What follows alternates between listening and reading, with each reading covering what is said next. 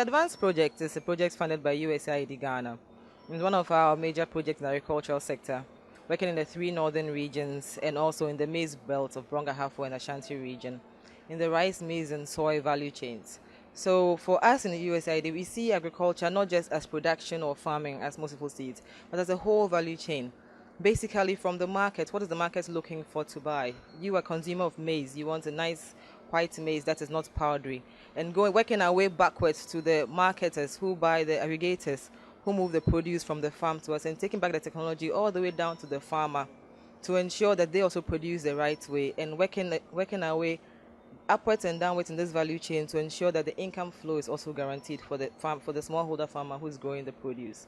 So this project over the last 2 days has had this summit to share this model with the general public and with various partners, and to show some of the successes that we've seen in implementing this model, and also to describe the agricultural value chain as broad as is, so that others can have a stronger interest in working in the agricultural sector.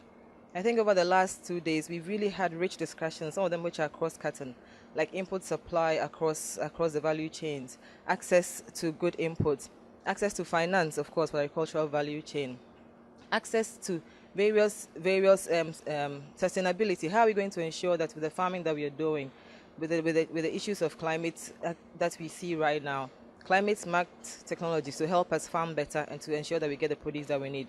So all these activities have been going on for the last 2 days, and I think the collaboration that we've had with participants has been really great, and we really appreciate the program that we've had. The new project that the ministry is describing, it's very much in line with the activity that we do on the ground. So basically the idea that they are promoting is basically providing input and access so that farmers can be able to grow what they need, and also make sure there's a market for them to buy. That's the model that we've piloted on a small scale as a project.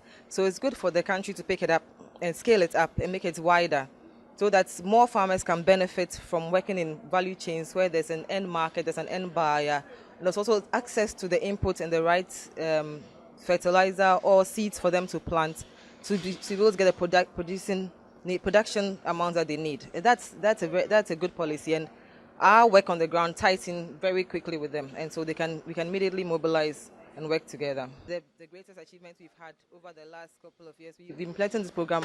This is the second phase of the project, and it started in 2012. It's basically the increase in gross margins based on the production increases also. So farmers, for example, of maize have been able to increase production from the usual 1.2 to some of them have gone as much as 8 or 9 metric tons, and that is phenomenal. And some of the interventions have not been so great.